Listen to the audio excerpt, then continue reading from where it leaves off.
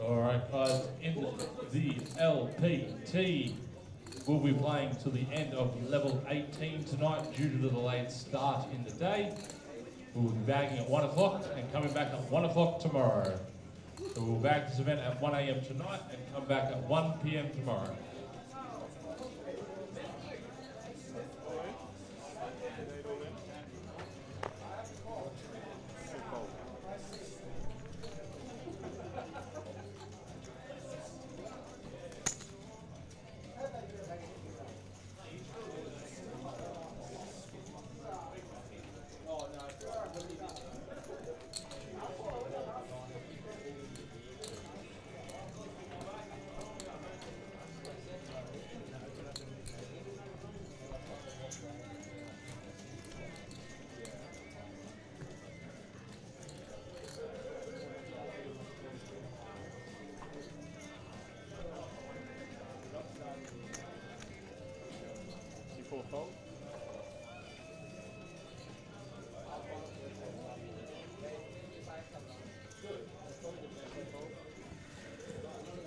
You know, that late night poker show that they used to do, this feels like it. We're back for the last little bit of a Saturday night here in Brisbane.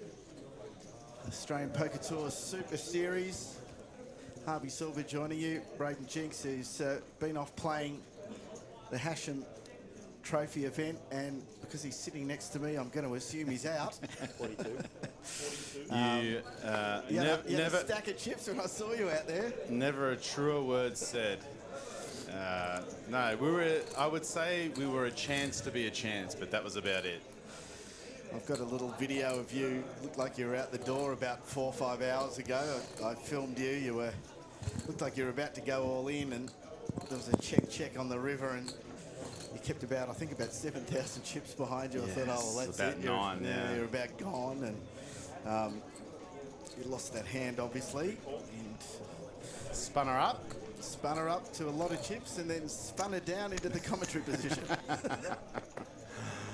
Yeah, no, it was good to get out and play. Obviously, that was the 50K guarantee that got to 100K prize pool. It's 27K up top over there, so it would have been nice to run well enough to make a deep run, but probably 10 or 15 off the money I busted, so would much rather be in here with you, Harvey. Of course you would. We saw some unbelievable poker before we went on that elongated break.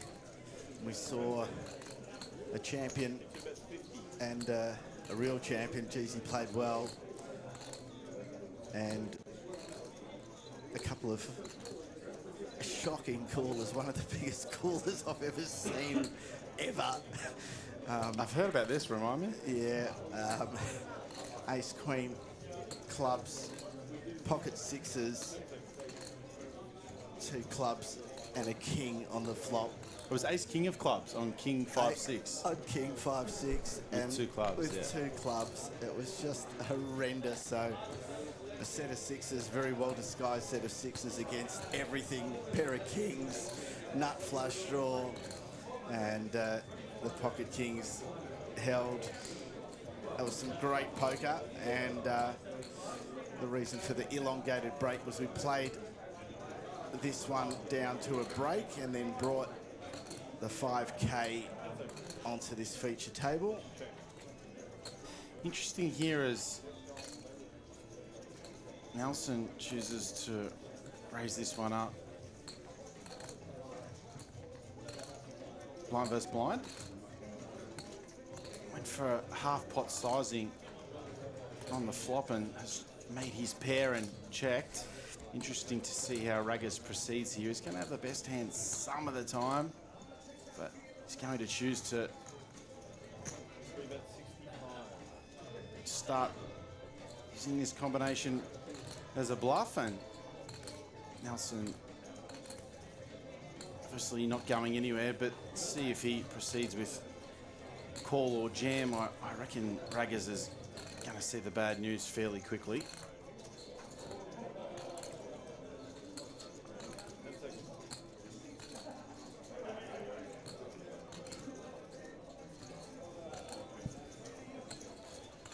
So we do have those time banks if you haven't been with us all week. They've got me nearly every day, but Nelson just throwing one in there.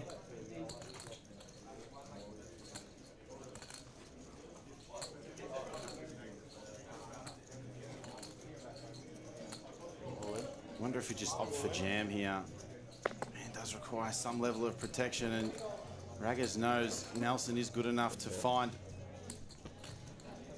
some bluffs here. As I said, just before Raggers started to bet the turn, you do have the best hand here some of the time, but now it's played out like this. It's pretty tough. Raggers contemplating a call here with king high. Asks for a count, getting just over 4-1, but Raggers will certainly know better than you or I, and will come to what he thinks is the correct decision. But can't see him putting this one in. And you're right again. Of course, it was Josh Norvick I was talking about with the hidden set of sixes there, and got himself with that cooler up to a massive chip lead here. 92% of the chips going into heads up. That sounds like Josh. And it was Michelle who was left up against him after he watched both Sam and Crilly bust out. Sam was on a pretty short stack and vaulted up from 4th to 3rd to 2nd. The other two got eliminated. But that sort of stack differential was way too much for him to overcome. And Josh taking it down. Even for the great Michelle, huh? Even for the great Michelle. Michelle himself a victim of an absolute cooler hand as well. He hit the nut flush. And Josh, holding ace-5, hit a full house with a 5 on the river. Sounds like Josh had the run of it. He did. DFT. Michelle went from about 2,200 chips to 200 chips. It's about 2 million chips in that hand. It was a fascinating table and a fascinating event which just changed formats so often. Started as a regular tournament, then they added a bounty to it for a while, and then it went into a shootout. It's fantastic. Interesting flop here. Now, going to see more chips go in for sure. Just at what point? We will find out, as the timer might slow things down. Raggers might feel he has a pretty clear value bet here, but the master will know. I feel like a hand requires enough protection to just probe here and see what's what. Wang probably gonna have to look this one up.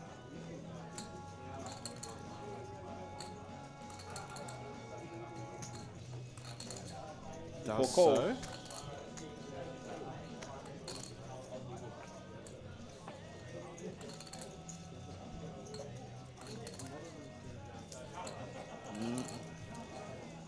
Interesting to see how Raggers proceeds on this 4-diamond board. I feel like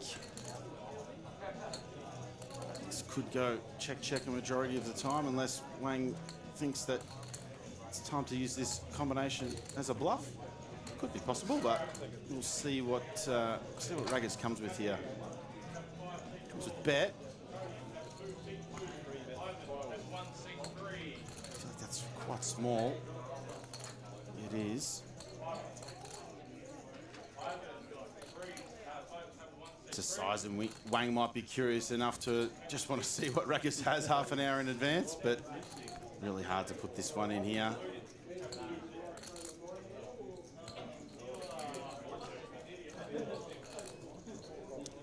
Straight into the muck as Rego has just closed here in the 5K.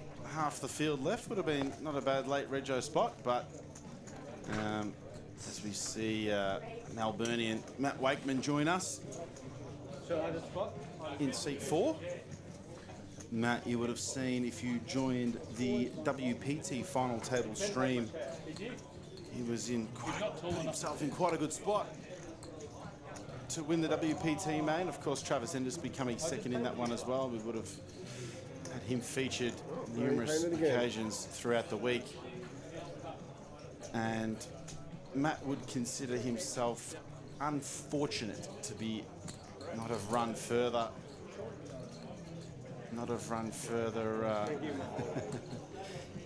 In that event. Fairly unfortunate exit for Matt, but he is one of the best, so it's going to be great to see how he goes about his business on the stream table.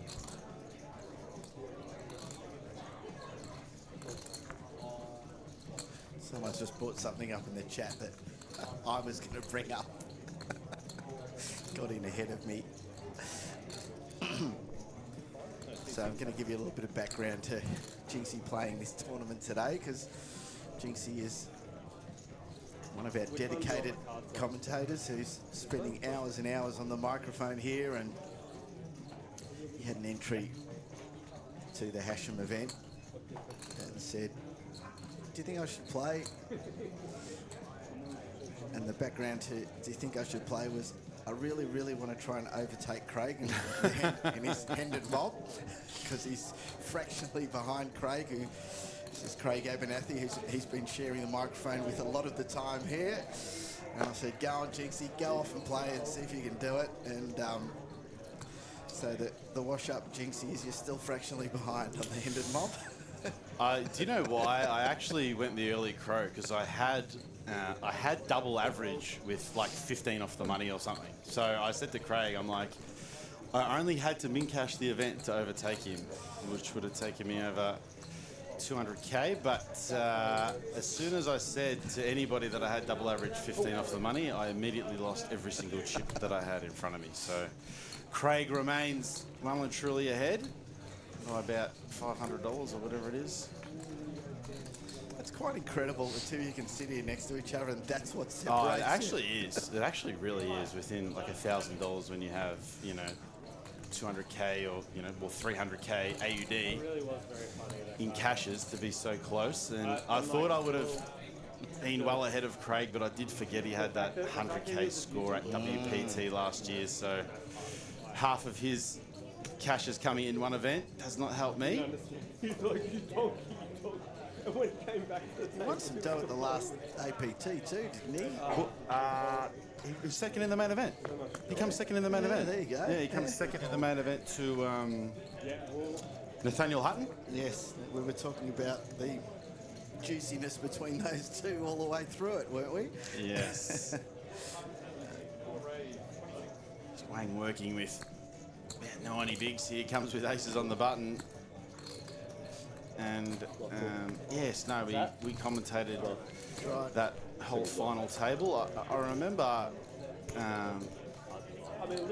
Craig came into day two with like a 10 bigs, and I walked past him on the way and he goes, "Oh, time to win the APT main event." Like he was very confident he was going to run deep. Interesting flop here. Absolutely. I was bluffing, but then I still beat Anyone's familiar with Ken's work? You know what I mean? In the big blind, just taking down the Jackstar, You got like 9, 10 and the a half. APL Millions Still beat those. for and I'm about like, 200k, I believe, and Ken adds that to the multiple millions of dollars of cashes he's got. As I reckon we'll be at least seeing a turn. Yeah, that's what I was trying to grab. Ken known for being on the wilder side, comes with call.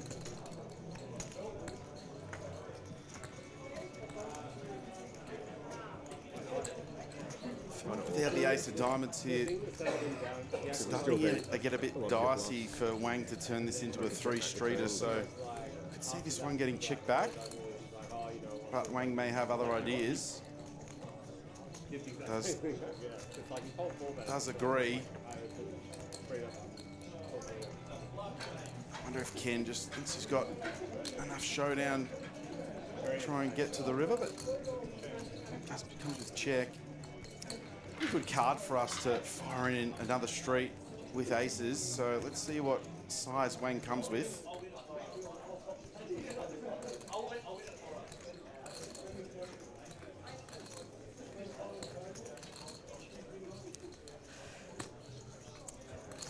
Now this one does get checked back, but Wayne will agree. Comes with around half pot. All right, guys, think the annual trophies. just about bang on, and 3,000, 6,000 with a 6,000 big blind ante.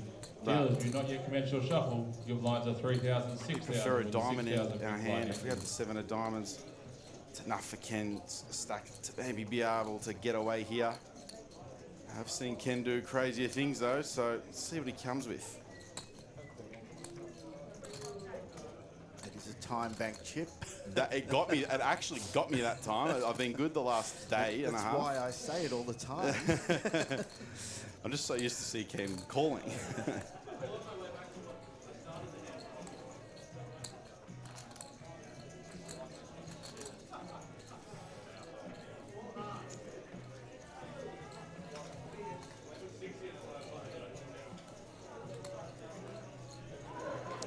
Does come with call. Not surprised there, and he's going to see the bad news.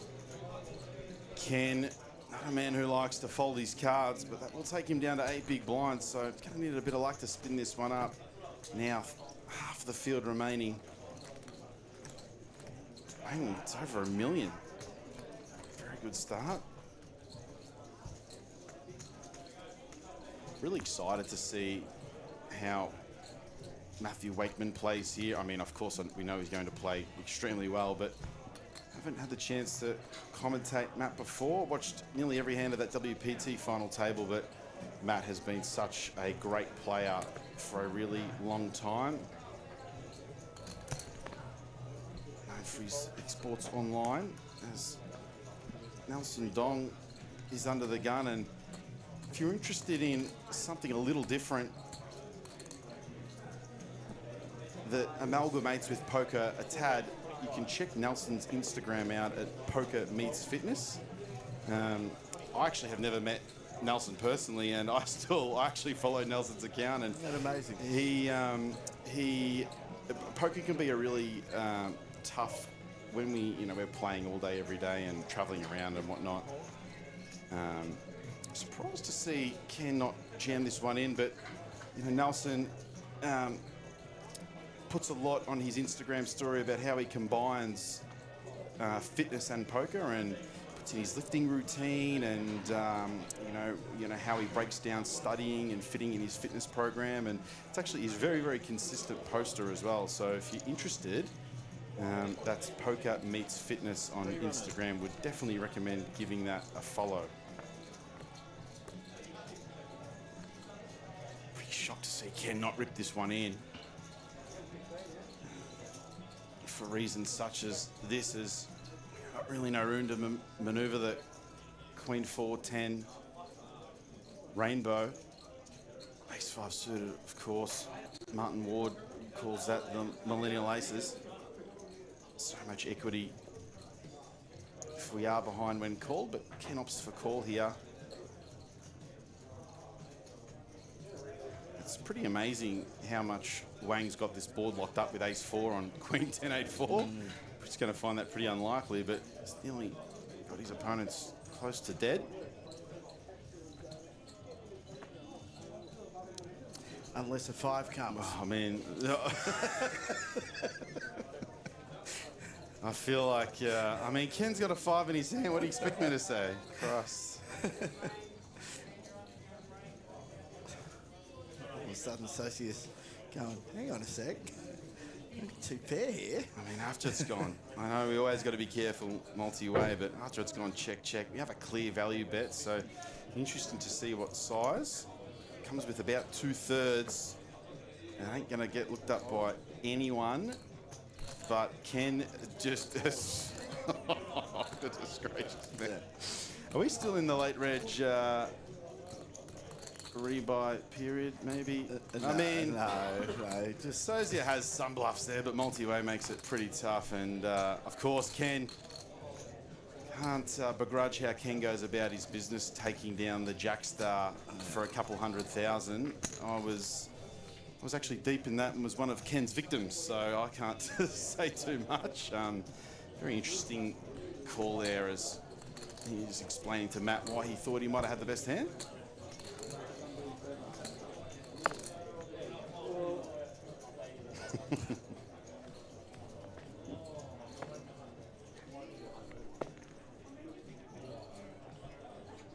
I don't think Ken's got much left there. No, I think we remember we did put the mic on the other side of the table.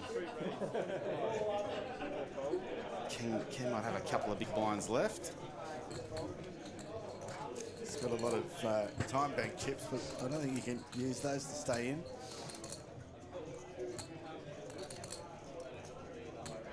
Understand you had a chat with Socia outside as well, and she expressed some interest in coming and having a chat with us at some stage if she can get in to the commentary booth, but I don't know when she's going to get a chance the way she's going. The funny thing was, she when obviously Jared introduced me to Sosia, and she was really keen to come in and have a chat and talk about hands, but only after she busts the 5K. So I'm like, I'm very happy to have her in, but it doesn't look like it's going to be anytime soon. It's just about as good as a flop as we can hope for if we're Sean Ragazzini.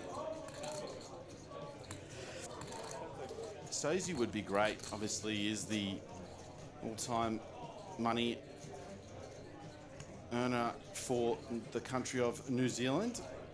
By default, a little, of course.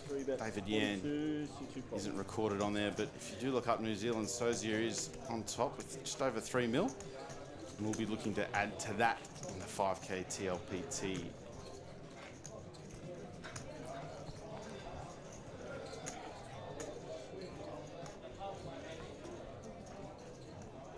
This is a two-day event, of course, so obviously won't finish tonight.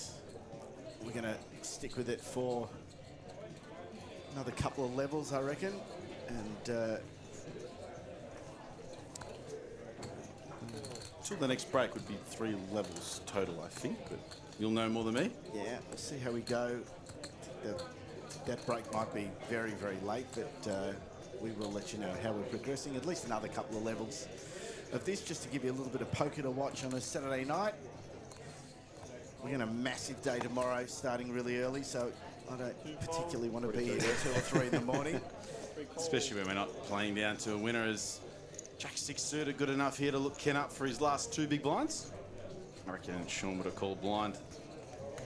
And Ken in pretty good shape here to double up.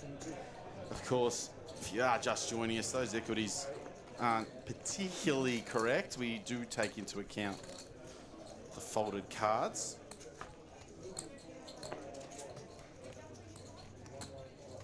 That'll be 3 outs once for Melbourne's Sean Ragazzini. So Ken stays alive, boosts his chip count up to 62k.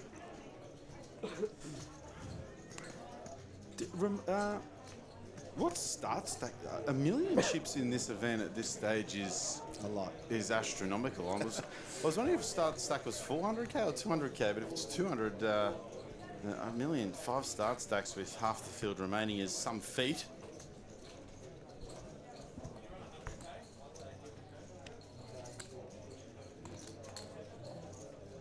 Of course, we should know that in here, but we do commentate this to you off the delay, so we commentate this to you as you see it. Yep, find it out for you. What I can tell you is that there's 30 left. 29 now. Someone's going to catch me there as soon as I said that. Lost the player outside. Busy room tonight. At the end of the Hashem event happening. And there's a mini main going on as well. Or it's a flight, sorry, of the main event going on outside. How Raggers proceeds, he is probably going to be very difficult to come with anything other than jam, but it's so frustrating a spot like this with such a good hand, knowing that so much of the time we're not going to be looked up, but we're just going to have to send the jacks in here. And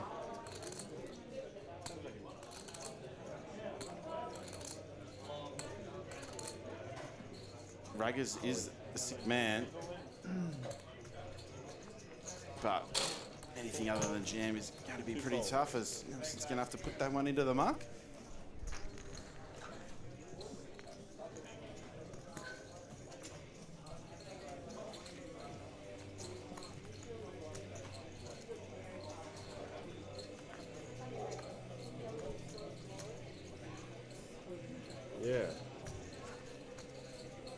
goes 15:30.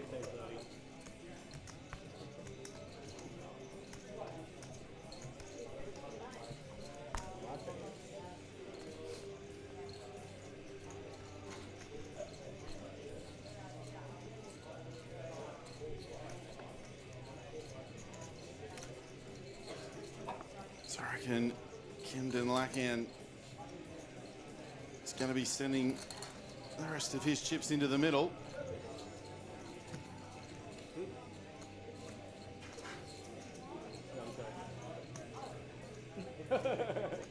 I mean, I could be not joking. Something might have occurred here that we're not aware of, much like what happened in the famous Yun Kang hand, as we tried to commentate that without the table information, but something might have happened here somewhere for Ken to use a time bank here and put in the Queen 10 suited.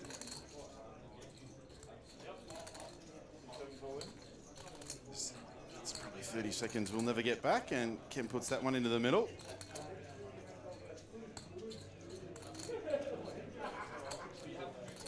Soja asks for a count here. It's about 5 big blinds.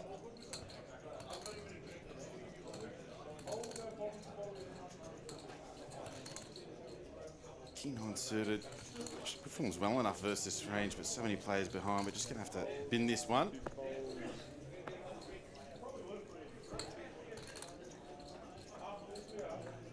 If Raggers has designs to put this one in, interesting spot here. I mean, not looked that great, but her hand does actually perform quite well against Ken's range. He's always going to be putting in ace 2, ace 3. I mean, I don't want to give Ken's strategy away too much, but I've seen him put in King Deuce off and Queen 2 suited here, so I wouldn't be surprised to see Raggers jam. He does agree. Seems he has enough history of Ken Demlakian as I do, and he puts that one in. And we're looking at a fake flip here, as we've coined quite regularly throughout the broadcast this week. Like this one from Raggers. Just going to run his equity. And Ken, 54% of the time, will be doubling up. Let's see what happens. And he's flopped, basically dead. Oh, we've got some backdoor hearts working. Four's coming on the river. Four's coming on the river. That was the voice of Raggers. I know he's asking for heart. Now, I don't know if I've been a bit too greedy there, but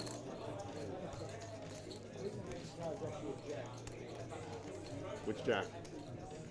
Which one, Ken? the 4 of spades or the... Oh my God, they called the river. They actually called the river. Didn't matter though. He did say the jack of Ken spades. will double up. Yeah, but he still said 62. Oh, shit. No, this is not on the paid him, fake man, flip side.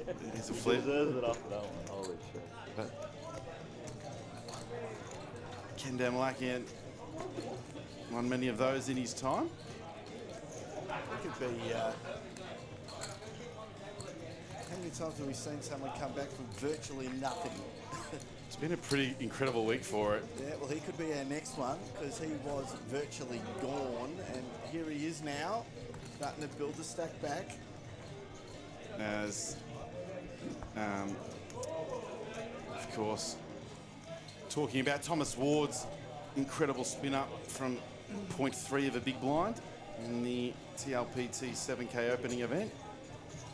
Spun that 10K all the way up to 3.7 million, and he got back down to 0.6 of the big blind. We thought, surely not again.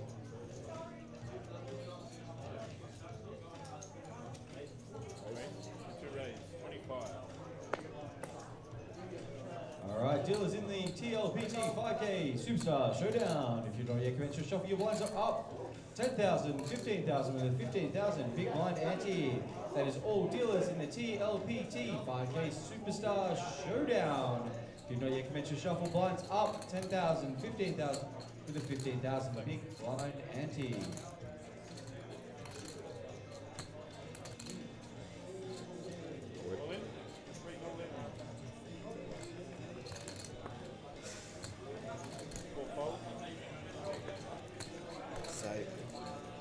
Wakeman has a spot here.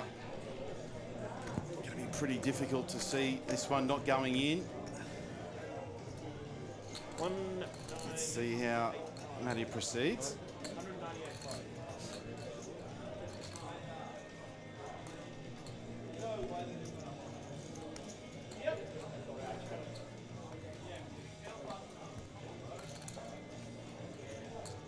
Ace Queen suited. He's got both players covered. We have near on it, close to a mandatory all in as Wakeman puts this one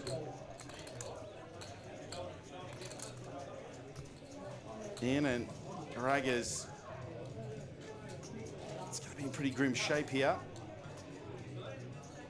I mean, Is Ken having a serious think here? yes, he is. He actually is. You, if you've played as many hands as I've played against Ken, anything's possible. You're not in good shape here, Ken. I mean, if he somehow finds a way to put the 10-8 in here, which wouldn't surprise us, he's going to be pretty happy with the hands that he sees, but Ken obviously looking for a spot to triple up, and he's going to do it. Ken definitely. Well, I mean, obviously he went to grab his chips. He might have slow rolled me there, and Come on, Ken.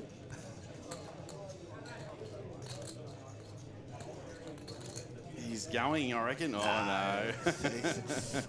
Come All on. right, please, the All right, APT we main do have a event, three. Light That's F a Turbo. fold there, of This is course, your and tribute now call. Please the Ace start Queen taking your against seats. the Ace All Jack. players in the APT And main event, it's, Light F Sean Turbo. or This is your you call him? 90-second call. Raggers. Please start taking your seats. Raggers. who's at risk here. Queen on the flop. Got some diamonds working for Sean Ragazzini, but it is looking pretty grim. Gives him the 10 only now as the out. Of course, we saw Ken and Nelson fold those other two 10s. Oh my god. It was a four-side diamond, but not the one we were looking for. What the hell? Raggers says farewell. Ken stays alive by not putting that in. Too good, Ken. Too good, Ken.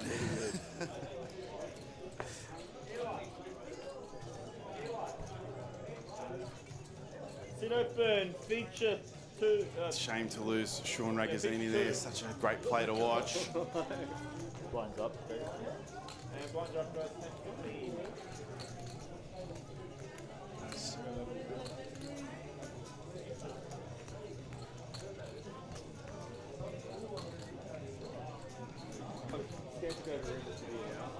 Let's get a comment in the chat here. Danny Hobby that he used to play against Matty Wakeman in the pub poker scene years ago. Wouldn't that be bizarre to switch on a stream and go, man, I used to play against you in the pubs. It's funny you say that because I hadn't seen Matthew Wakeman for years, and then obviously at APL Millions, playing all of those events, the bloke sat down next to me in that 2.5K, and I'm like, geez, he looks a lot like Matthew Wakeman. And then in about 2 minutes after he played a couple of hands, I'm like, I think this is Matthew Wakeman. So obviously not sure where Matty's been. Obviously plays a lot online, a lot of great exports over the time, does Matthew Wakeman, and he's back with a vengeance. Of course, final tabling that WPT main event, and here with a pile of chips as well. So funny you say that, Danny, because I hadn't seen Matt for quite a while either. But he's back, which is not good for everybody else.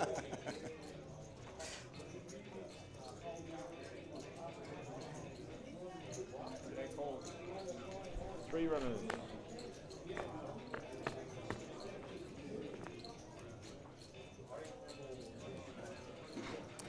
Little something for everyone here. I feel like it's a spot if we could check most of our range out of position if we're Nelson does agree.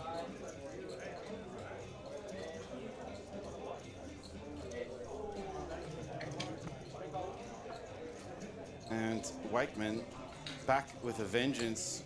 Called that one early as he turns the stone cold nuts.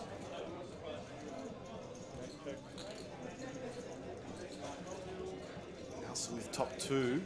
Let's see how both of these really studied players proceed in this spot. Of course, Sozio is open-ended, so Nelson looks to come with something north of half.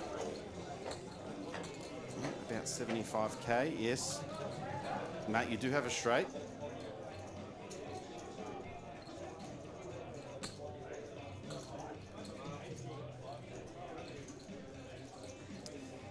Sozio behind, I feel like it's a spot we could just come with call. Does agree. It's a really awkward spot for Sozio here. I mean, it's awkward full stop. If the wrong card comes on the river for her, As we said, yeah, it's probably safe if she got out of there. You'll see, as we've noted, all through the... Oh, See? my goodness You me. see? You see? SBR is less than one, and I'd be interested. Our clubs do brick off, but I have a feeling with the SBR the way that it is, set up by that size on the turn, this one will be getting all in, and Wakeman will be snapping his arm off. But let's see if anything else interesting can occur, as it looks to come with just small. Just over a third.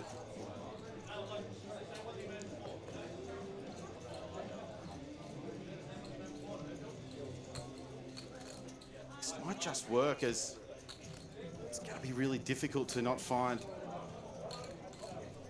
an all-in versus this size specifically, but Wakeman is the best. Could just come with call as well, but let's see how both players proceed here.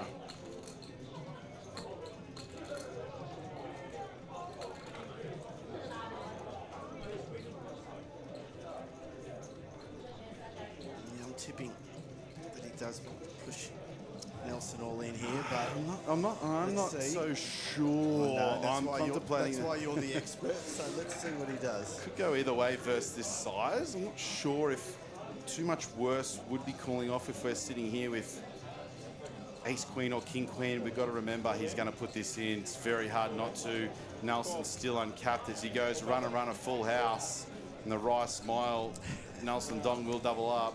Right smile from me too, getting that one right, because I'll normally give you you're that. all over me on that stuff, so that's good. what a run out that 225. was. Jeez, all the cards to turn there. The only one worse would have been a 10 and Sosia still being in there, because that would have just been... God knows what would happen there. 10, but pretty crazy run out for Nelson. Interesting there. I wonder... I mean, I think we go that size with maybe ace queen and king queen as well. Of course, we're still uncapped after we check the flop, and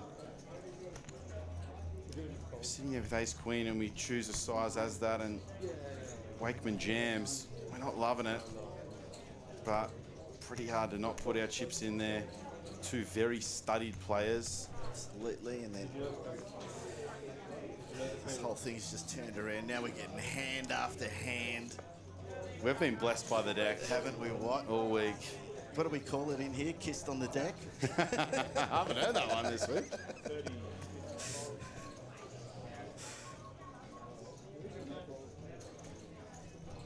I'm sure there is.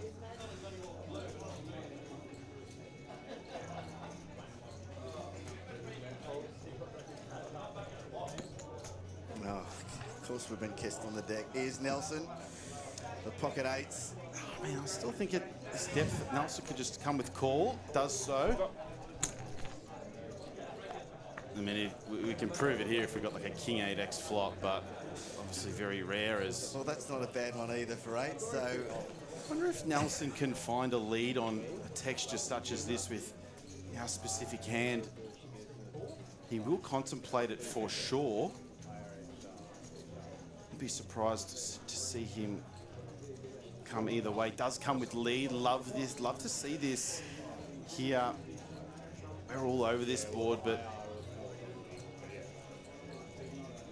Wang's just going to have to opt with call and play a turn.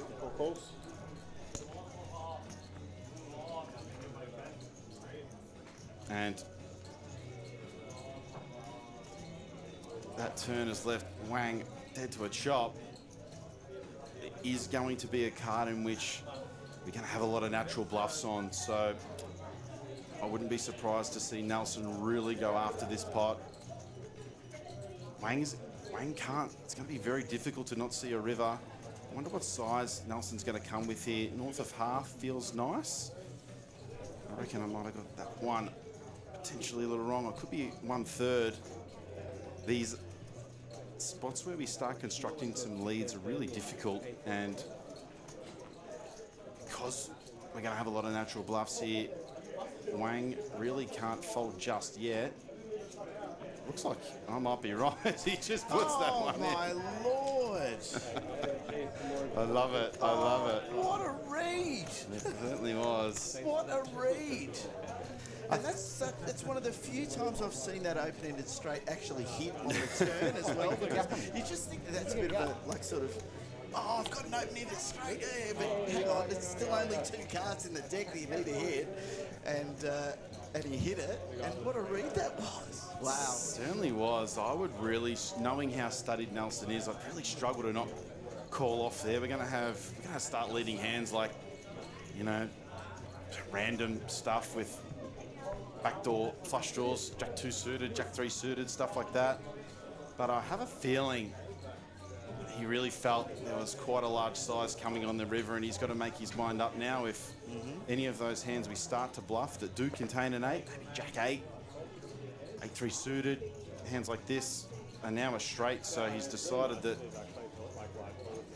Nelson's bluff got there on the turn and puts the kings in the muck relatively quickly. Yeah, and it wasn't a massive bet, but I suppose you're right. He probably felt he's going to be up for a much bigger one if he's already got it, and he did already have it.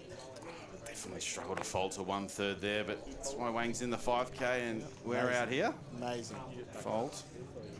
We've gone through those under the gun. Obviously we're 6-handed, but early position versus big blind on those board textures quite often this week. Jared Thatcher giving us a lot of really good insight into those spots, and that's why I thought that we could be seeing a lead. It's like constructing some leads there, but to see Nelson agreeing with the great Jared Thatcher.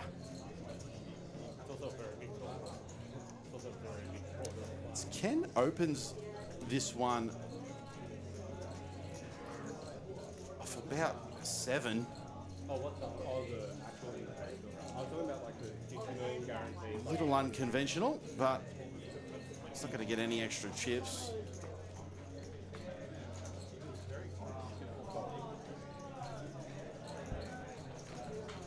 Ken's been able to run that 20K stack up to over 170K. Here comes Ken. He's the master. He's the master. Didier did it too earlier in the week, got very, very short and was able to run his stack back up to a very competitive total. We've seen it numerous times, players getting extremely short. One beat Jinx did it outside. Just when I was standing there, you had 9,000 left and you ran that up to plenty, but unfortunately you gave it back. It certainly did. You still ran it up. It did. If you ever wanted to know that you're never dead in tournament poker, this week's been the best example. Thomas Swart, 0.3 of a big blind. And he was 3 off the money, and he's come third for $80,000. So you are never, ever, ever, ever dead. Of course, it was all in blind. Don't forget that.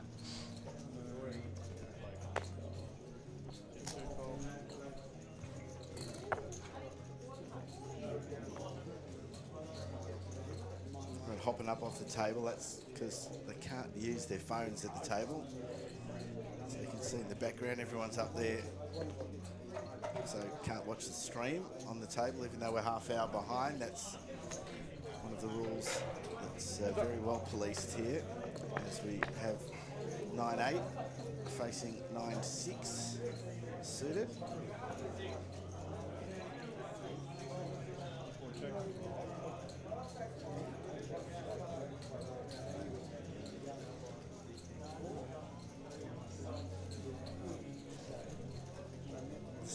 course, is half an hour behind, but still can't sit there and watch it.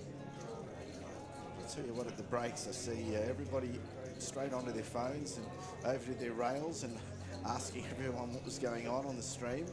What did he fold? What should I have called that?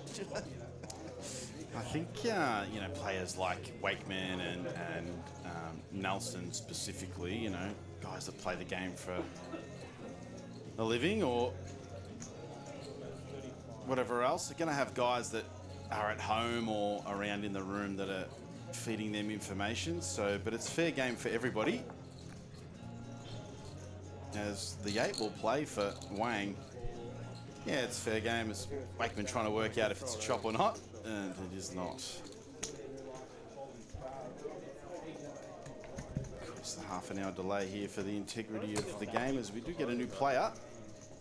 We'll find out who that is very shortly. Count it. Yours.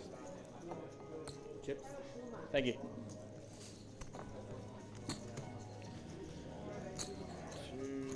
295.5. Yeah.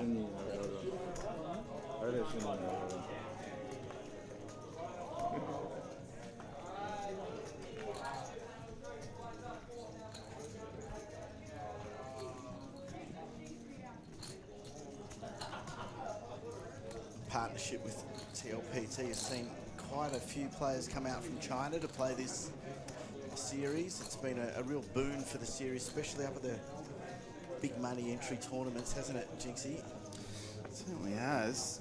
Harry Varma in the chat. Good to see you could join us. Thought you might have been here, flicking in the 5K. But glad to see you joining us here otherwise.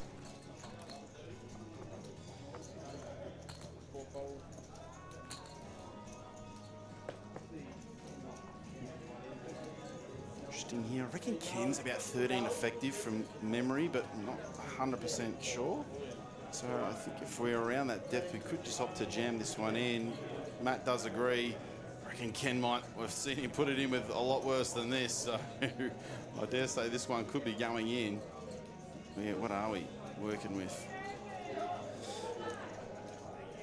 Around that 10 mark. Ken's problem is that he's now started to think, hang on a sec, I've been able to work this up, and exactly. I don't want to give it away too easily. I mean, we nearly saw Ken put 10-8 in, covered multi-way in a 4-way spot. So I did predict that he might have put the ace-deuce in there, but he does not. Might fancy himself now, Ken.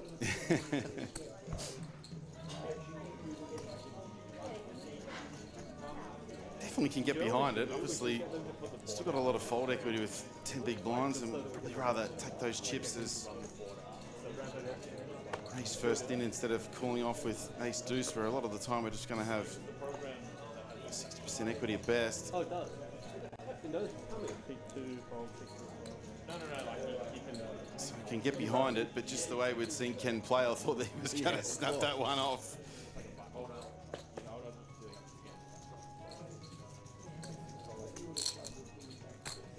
And these have got to be 2 pretty bad cards for Ken to snap fold the small blind, and they were 4 deuce off suit.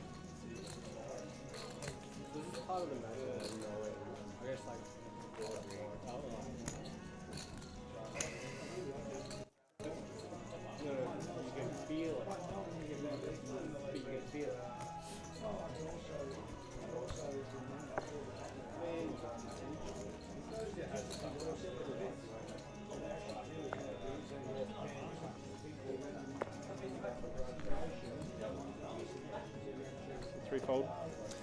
So we are going to bring you the end of this coverage tonight. Of course, this tournament definitely going into a second day. Going to be sport for choice tomorrow, aren't we, with this one finishing and the main as well, and the Asham event finishing, where, yeah, really going to be sport for choice. Be a great day to sit with your poker stream happening, and if you happen to be somewhere warm by the pool or The other option, of course, is 2 screens, NRL Grand Final on one. And Oh, of course, forgot that was on. we'll be showing it here in the room. If you want to come down here to the Voco, and or if you are actually in any of these events, want to play one of the events on our closing day, including the Beast. The Beast is back. You can come down and play the Get Out Stakes. We'll have the NRL Grand Final on the big screen here as well. It's going to be a hell of a day.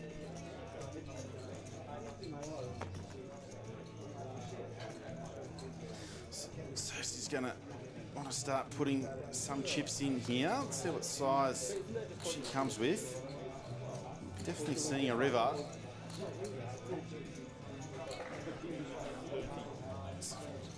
Just 2/3, and Nelson's just going to have the best hand here so often. But not on this occasion.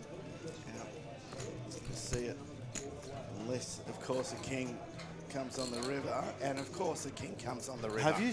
Were you outside? Were you outside? No, this is just happening all the time. Of course I'm not outside. I'm sitting here with you. Well, you've done it too many. You've done it too many times. It's pretty crazy. Oh wow! This is going to be a real interesting spot here because Socio could come with north of 2/3 yet again, and I'm going to say Sacio's tournament is in big danger here. I reckon we could probably get away from this one potentially once Nelson decides what he's going to do with his River 2 pair. Seen Socio do this a couple of times throughout the week. Has blocked River quite a lot with hands that are quite strong, and we saw her do this with the nuts not too long ago on Tuesday, which induced the jam. And Nelson here just opting for what size he's going to go with.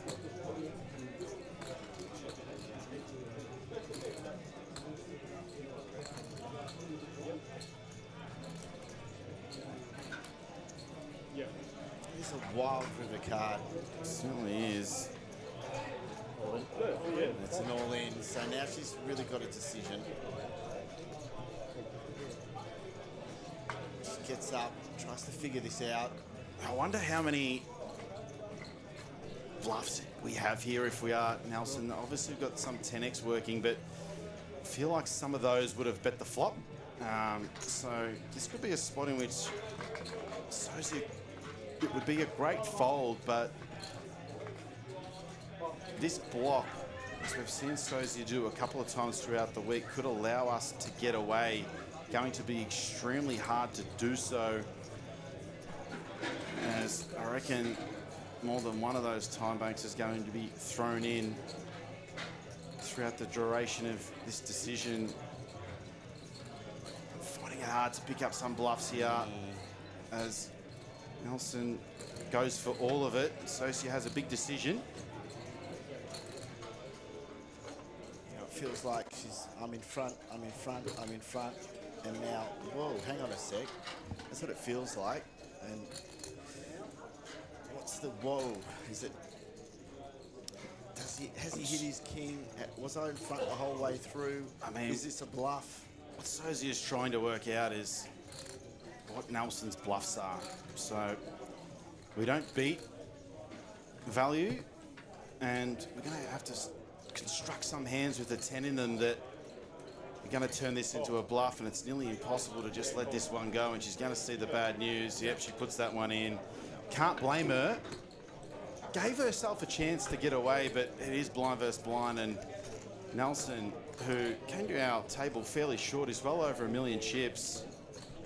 Could have gone either way with that one if we're Socio, and I think that might be good news for you, Harvey, because tomorrow you might get a little bit of time off. Socio said if she did bust the 5K, she was pretty keen to come in and give her insights over a couple of an hour or two tomorrow. So, Well, I hate seeing any player, but especially Socio, who is such a great ambassador for the game and Sit open, feature 6. such a winning player.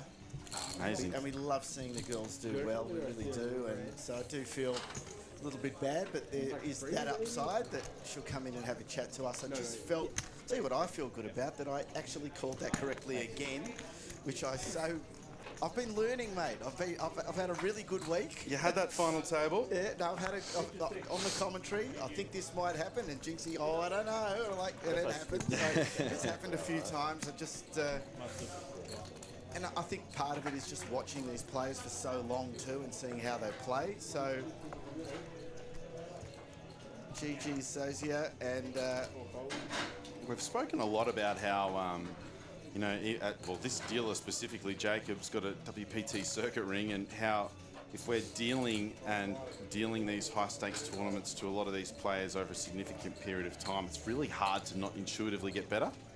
It can be the same for yourself. You're sitting in here with me hours on hours a day, and yeah, I don't know if my poker's getting better, but I think my reading of, you know, how particular individuals play and how they play it out, maybe, which is good, because I, you know, clearly haven't played against these players, but I now have spent 6 series sitting and watching, you know, a lot of the same players play, and it's hard to not get better for sure. It's really interesting, and that's where some of these guys are so impressive in the way that they seem to change gears, not just between series, but within tournaments, and they're so hard to read. And you know, the guys who've been tremendously successful here, that seems to be the one thing that they have in common. They're not playing the same way all the time. I mean, Alex Linsky's the best proponent of that. Okay, so they're, you know, go to the top of the class. Yeah, know? exactly. Alex Linsky, just, you know, be sitting at the table going, what the hell is this guy doing? And it's great. It's a great learning experience.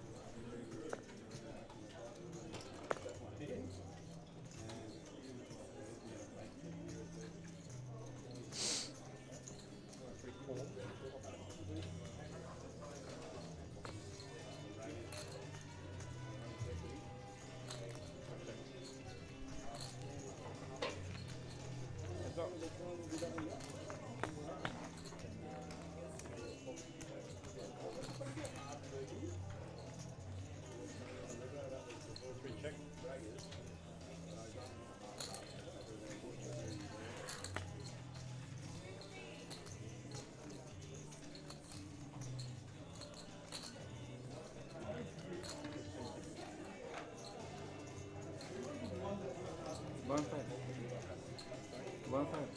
15. 4 fold.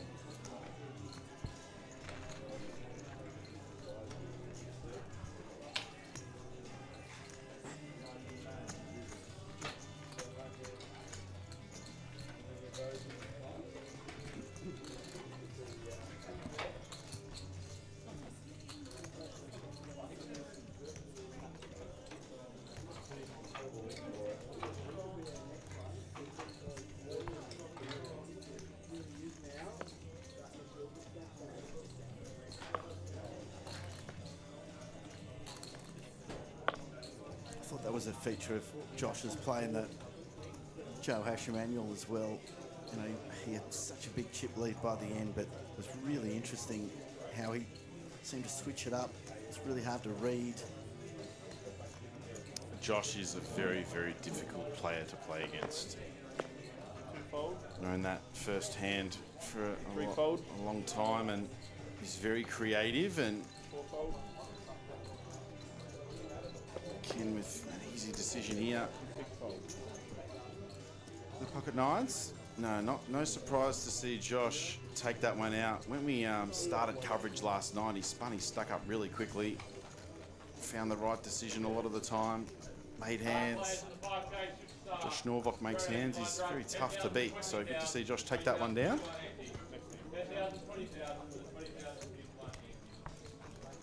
It looked like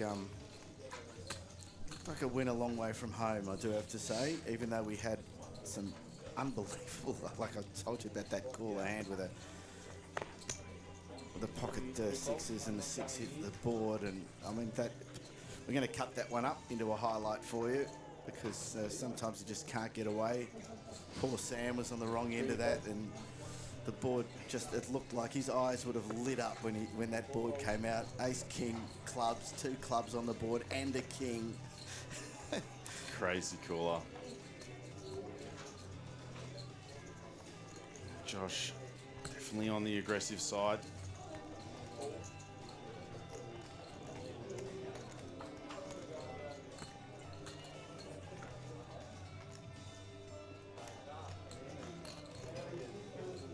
Someone actually said to me, you know, after that hand and after it was on the stream, oh, Sam should have folded. He should have realised that he had a set. And they're like, oh, what? Stop the nonsense. How can you possibly? Like, seriously, how can you possibly?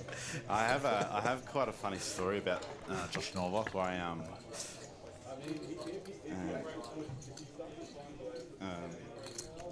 Josh, we were on the final table of the main event at Townsville, and it was on stream, and Josh was basically having his way with everybody, and my partner at the time had never watched poker before, and it was the first time tuning into the stream, and on the break I opened up my phone and I saw a message, and it was, that guy in seats 1, you've had the better hand than him like 3 times, how come you haven't called?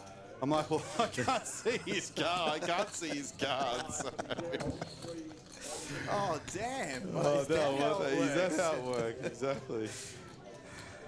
This kid has a straight nut. He can add a royal flush draw to his number of outs. He's in front, but 96%. Love to see the royal. Put it out there. we haven't seen one on stream this week.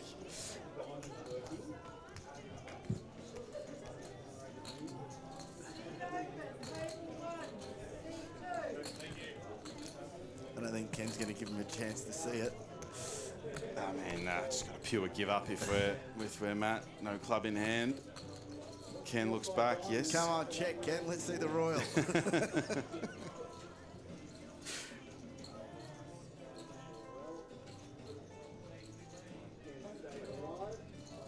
Matt's just waiting to fold. Hurry up, Ken, bet so I can muck my cards. There I think they. What hit the felt? Ah, he yeah, shows, he shows it too. Rabbit, let's see the last card. What do you reckon? He's giving it to him as well. Extra red chips out in front, please, gentlemen. What do you reckon hit the felt first, his cards or the chips? It was pretty close. Just going to have a race off here, I think. Just grab a drink, Jinxie. Yeah, no worries. The red? No. Just one,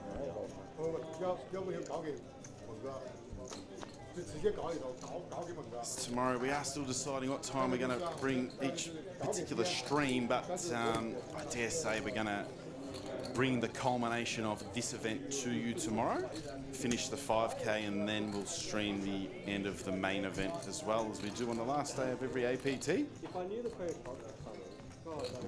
Still just to be confirmed what times and whatnot we're gonna run with, but it's not my area. The production team will let us know, but I dare say we'll be going to the end of this 5K tomorrow when we restart, and then the end of the main event.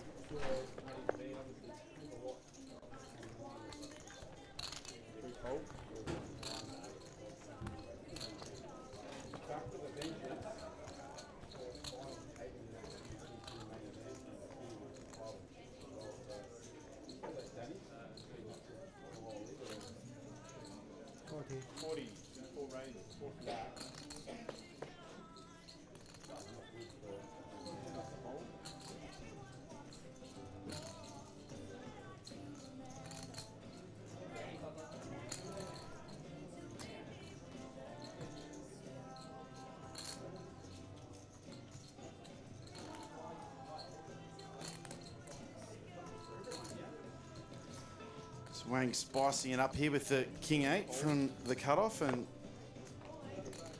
Ken comes with call again. We saw him do this before with the Ace 5 suited. Was a little shorter, but comes with call with the Queen 10.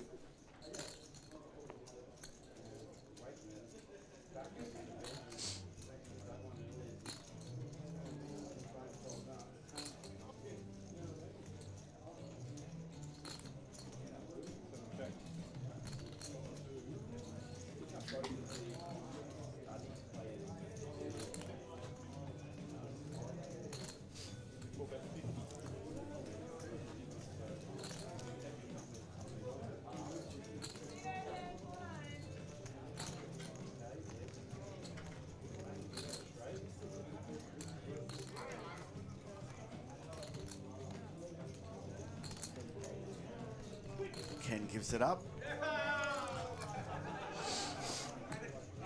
Yeah, there's a couple of spots I would have thought I'd seen Ken jam. Definitely the ace-5 suited. The queen 10 suited could be one of those as well. Ken loves to see flops and play hands.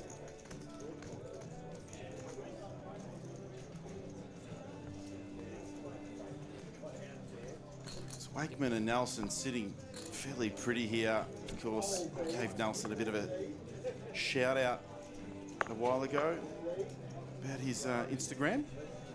If you are keen for a little bit of a mix of poker and fitness, you can check out the aptly named Poker Meets Fitness on Instagram. I even follow that myself without knowing Nelson. It's good to see how he mixes both in. Wakeman have gone up to 10K, 20K.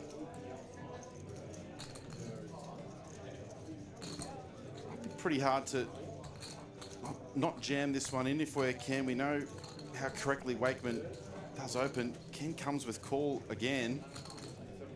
Just loves to see some flops, does Ken Demlakian. I think Ming has a little bit of a decision now. Interesting hand coming up.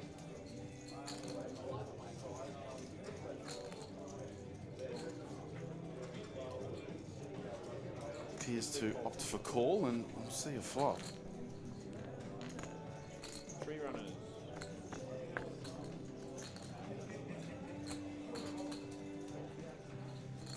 So Ming takes a pretty dominating lead here. I reckon Wakeman's going to feel himself a little hard done by. Most players could have found a jam there with the ace-8 suited, especially over a player of the caliber of Matt's opens, but I feel like it's going to opt for check. Ken got those backdoor spades working. Might want to start realising a little bit more equity before we start putting some chips in, and we've seen Ken basically not do anything that I've said, so. Turn, which checks through as well, so interesting. Ken has just about pot behind.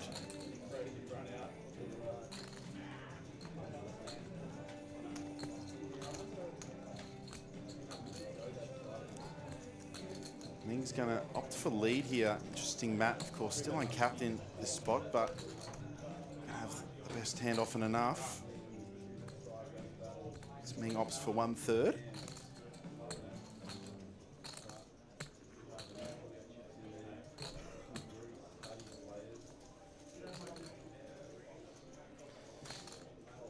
Knows that it's going to be pretty difficult to continue,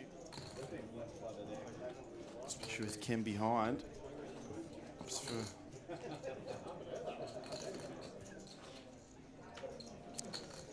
he's got devious intentions here, Wakeman. Really interesting to see how he proceeds. So talented, of course. Just going to give this one a think.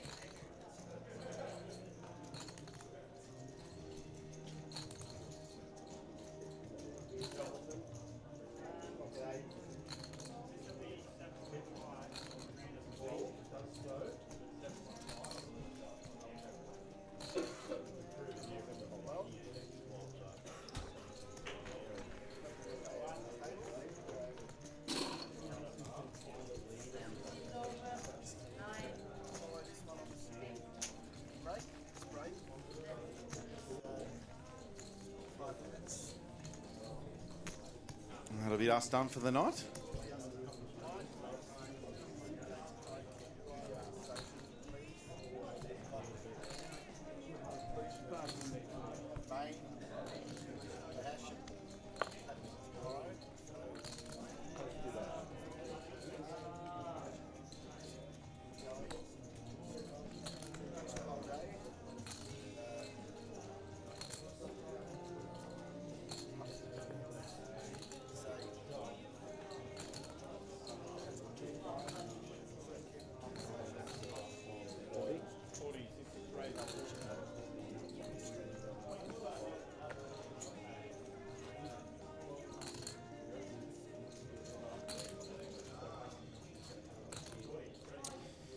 Ken's shown propensity to call in a few spots we could otherwise rip, but this would be getting out of hand. Does decide to rip, prefer that much more than call. 3 calls. 4 calls. He's going to get his arm snapped off. Now, Ken said ace 2 of spades was good enough. If you're looking for jamming here, we probably could have gone with the queen 10 suited before, or the ace 5, but Ken, and even the ace 8 suited over Matt's cut-off open, but ace 2 here good enough first. Matt's open under the gun, and we'll see 5 cards.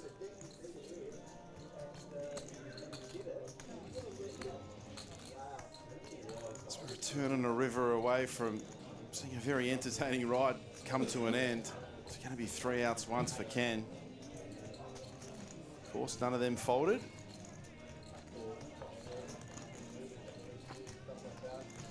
And the 9's too good. That's going to be the end of Ken Demlakian. Geez, 19 left. We've really churned through the last 10 players, Harvey.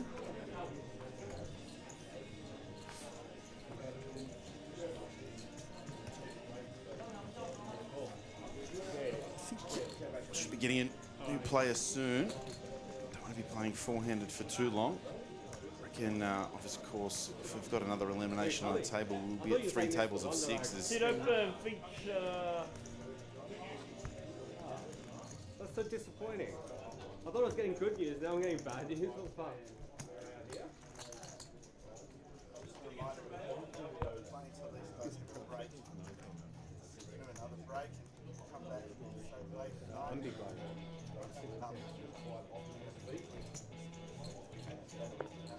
Still a talking for himself. Yeah, I do that one.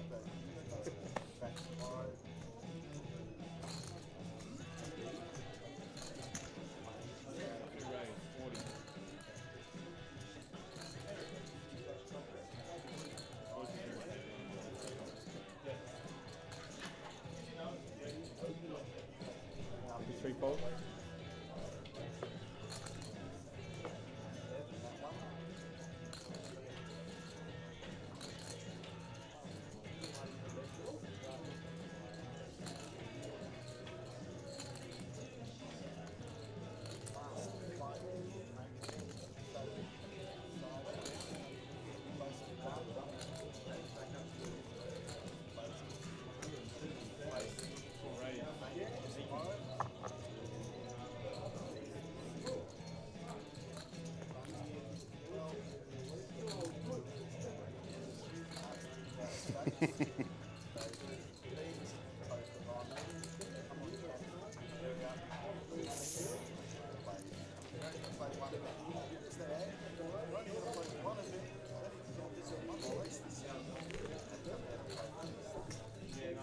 Of course, it's a 40k guarantee as well, so.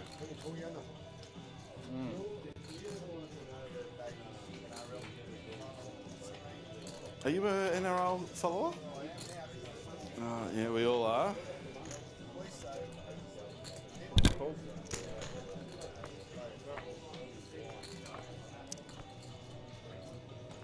Interesting here. Did I miss the size pre? So Nelson was raised under the gun and Wang's 3-bet to 80. I was wondering why Nelson peeled that off, and now I know why. A little interesting there from Wang. There's not much doing here for Nelson.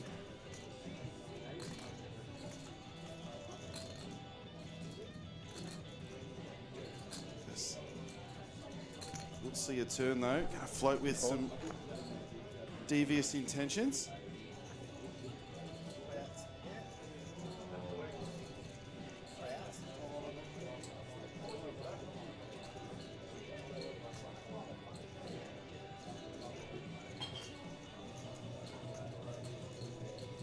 Hard not to continue on this card if we're Wang.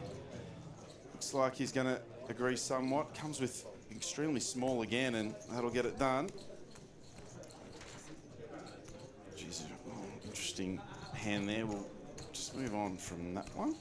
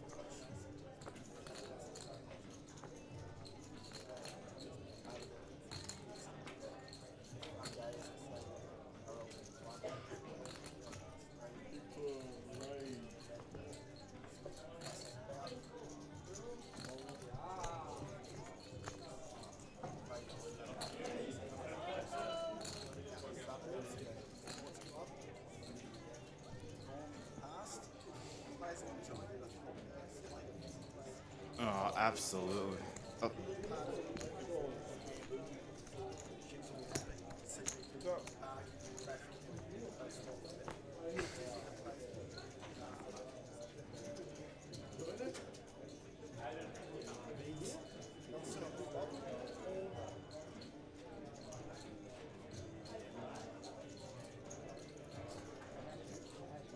I know we're only four-handed, but we're all pretty deep.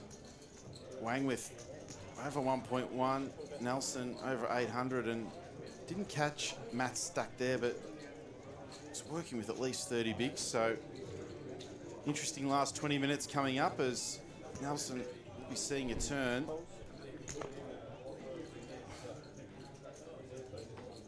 Oh my god! Oh my goodness! It's been a pretty incredible week for turn sets.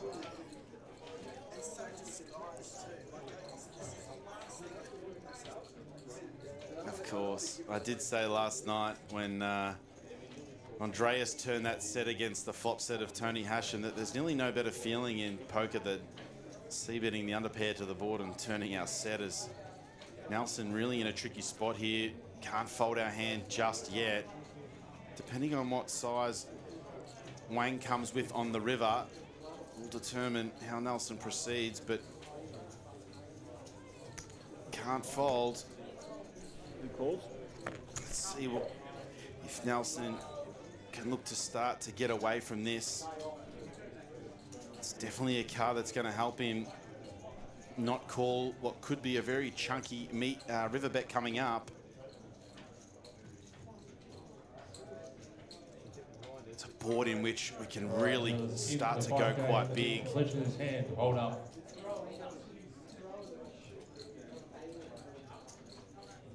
And Nelson will have a decision on his hands, but I feel like that could be one of the rivers that potentially will assist Nelson in getting away, but we'll see what they come with.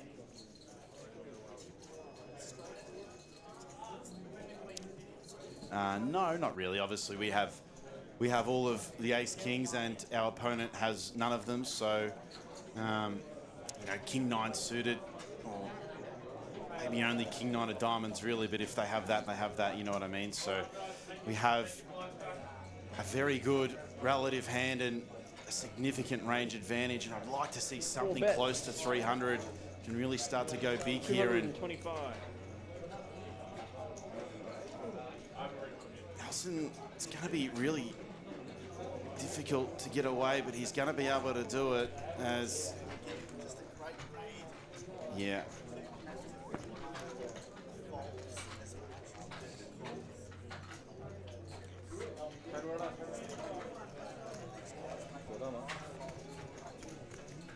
Nelson, very studied player, and he knows that as soon as that 10 drops it, I mean, he'll realise in half an hour's time that he got one of those rivers which allowed him to get away from a pretty sizable pot there.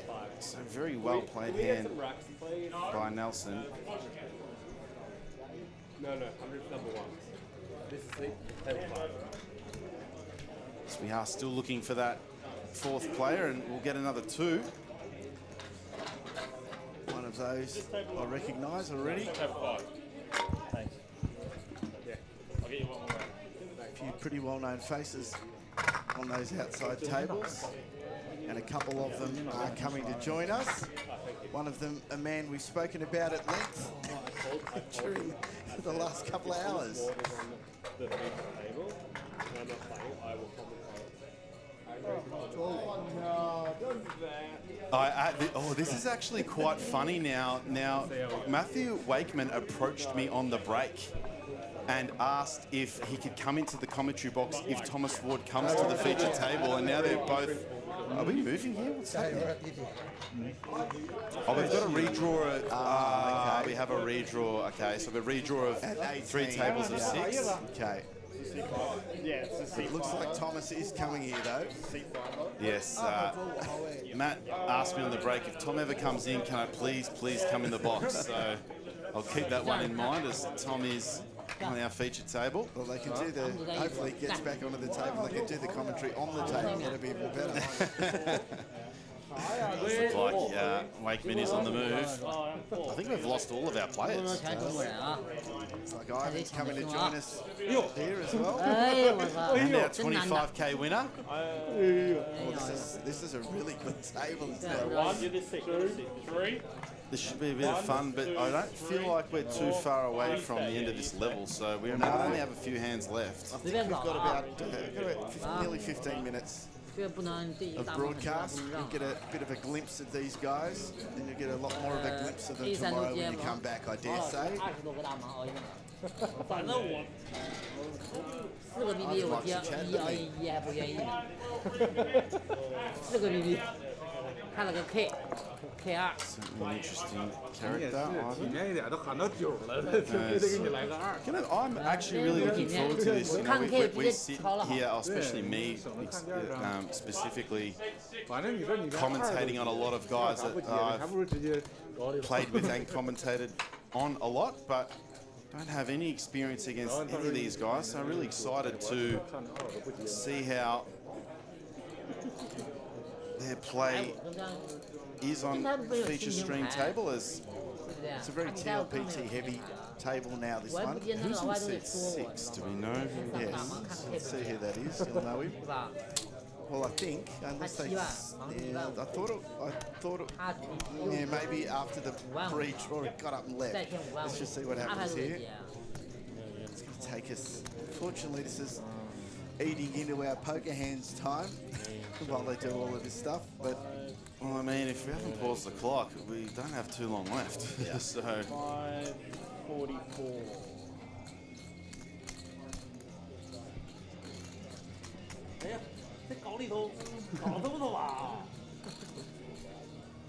Count it? 1,082,000. So seat 1 is 1,082,000. 5. You don't need to count that one. Yeah, cool. Perhaps they have paused. All right, guys. Anyway, we're going to get to see a bit of poker before we wrap it up tonight. 冷4一啊，开4万，开9万，19、18万。 10:20.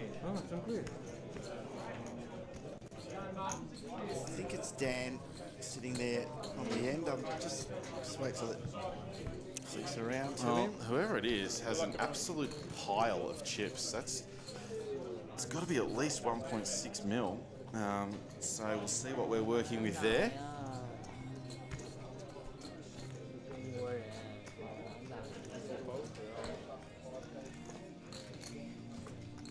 Ivan and Tom, who we'll be talking about. It is Dan. Daniel Mayo, who we had in commentary very early in the week. Of course, took down the $2,200 9 game for about 15,000. And if you didn't hear us harp on about it earlier in the week, Dan is, I don't know what you would call it, the best, or one of the best Microsoft Excel users in the world. Competes for Australia in the Excel games, and no, I'm not taking the PWIS, it is a fact. that is a thing. The financial modelling games, I believe they call it, or something, or the Microsoft Excel Cup, as Dan Mayo is. Tell you what, if you want a spreadsheet done for your budget or your business or anything like that, Dan Mayo's your man, one of the best Excel spreadsheet users in the world.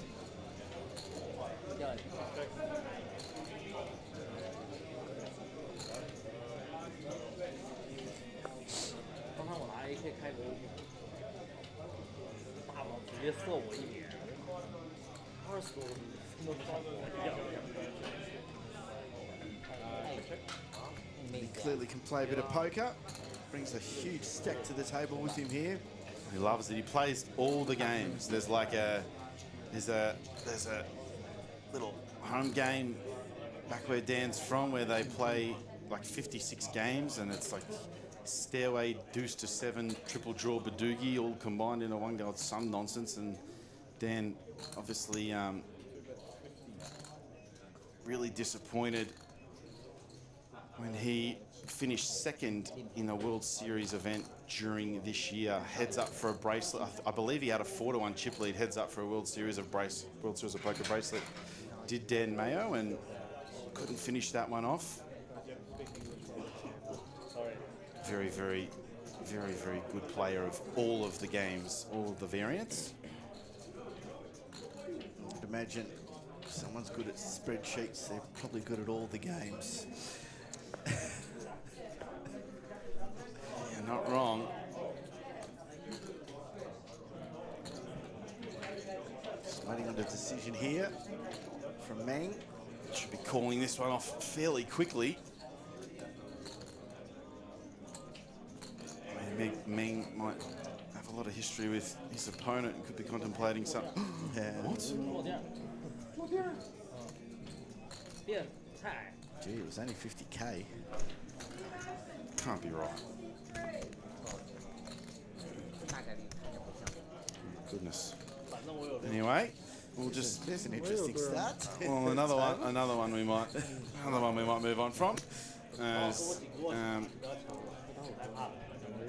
they got a couple of hands left here for you guys until we finish up the coverage. Of course, playing to the end of this level, that's perplexing, that one. So, as I said earlier, just keep an eye on your socials, on your Facebook, Insta, anywhere you follow the Australian Poker Tour.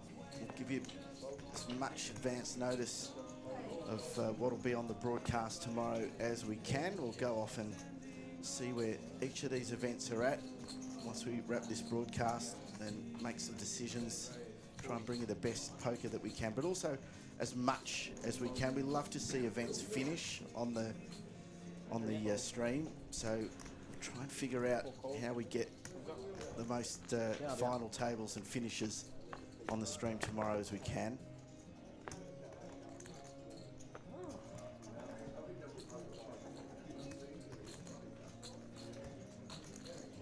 Dan's gonna look to continue most of his range here for quite small. He disagrees, comes for half. Didn't matter what size he used there. He's going to be taking that one down. Oh, goodness me. 1.7 million, Dan Mayo. I'd be surprised if he's the overall chip leader on that.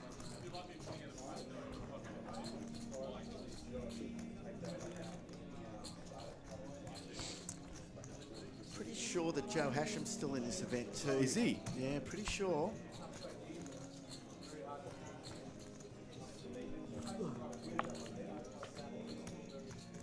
But as you said, we lost a lot of players in a very short amount of time.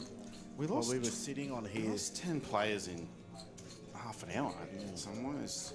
So Thomas here with Queens. 2 fold. 3 fold. 2 4 fold.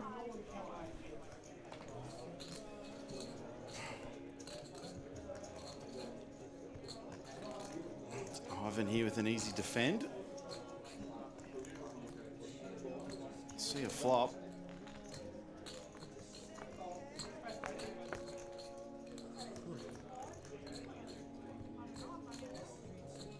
Ivan just hits the bottom of that.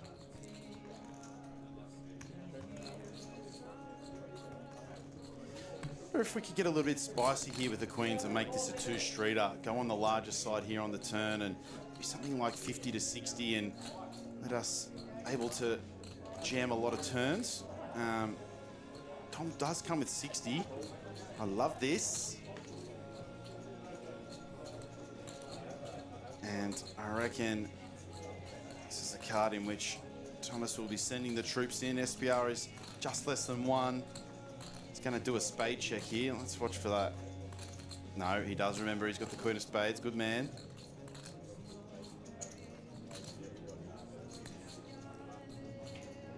Has Tom got other ideas? No, he does come with jam. Had to be done. Ask for a count here, Ivan.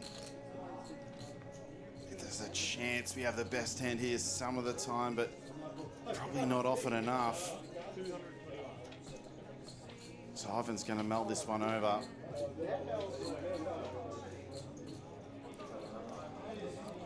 It's about a third of Ivan's stack to call here.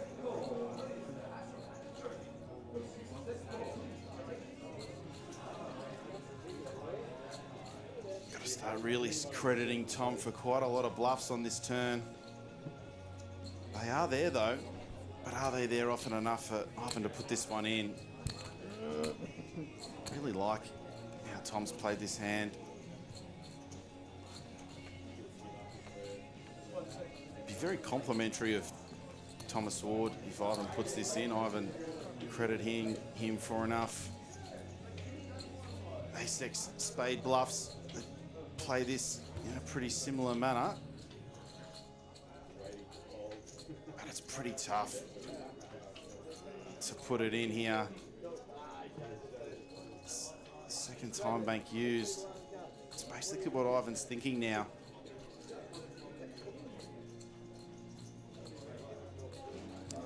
Starting to look very inquisitive. Oh, I'm getting bad juju here. He might put this one in. Thomas has been an absolute statue right through this. You might have thought that we've paused him. You were watching Thomas and I was watching Ivan. He's going to put this in. No, he marks this one. I would have been very surprised there, but Again, we've said it so often. Good fold. We've said it over and over. And I reckon that Thomas probably played those queens about as well as he could have there. Had him thinking. Had to wrap it up. Yeah, another couple of hands, I think, until these guys go on a break and we go on an overnight break. I want to thank everyone who's been on the stream. We've had a really long day. We got going early today to pick up where we left off last night. Back on the stream at 1:30 in the afternoon. Hasn't felt as long for you, Jinxie. Got a chance to play some poker today, which was nice. I'm glad we were able to give you a chance to play in the event. don't go anywhere either. Not only do we have the level of play, but there's a few big names in poker that have shown an interest to come into the commentary box tomorrow. So Zia really keen to come in, as well as just got a message from Jared Thatcher and Sean Ragazzini. They're keen to come in as well. So going to literally have some of the highest level commentary for you if we can manage to get all those three names in across the day. Of course, I'll be in here with you for a significant amount of time tomorrow if we bring you the 5K and the main, but hopefully can get Sozia, Jared and Raggers in at some point tomorrow would be great. This time Ivan's got the queens. Showdown. Finish up the hand drawing, you'll be able to have a 15-minute break.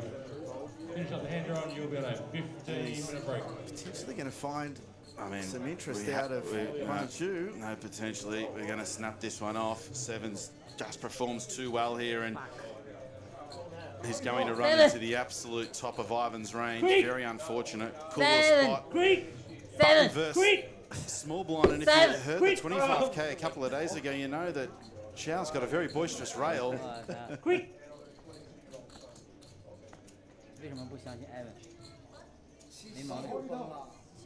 to see him too quickly here. And nothing there for the sevens. Look Looking pretty green for Zhao. Quick! Yeah! That was Ivan calling for the queen. He got it, didn't need it, but got it anyway. And Zhao finds his way out the door. Ivan, pretty happy with that. Smiley, smiley, that's going to be our last hand. What a way to finish, hey?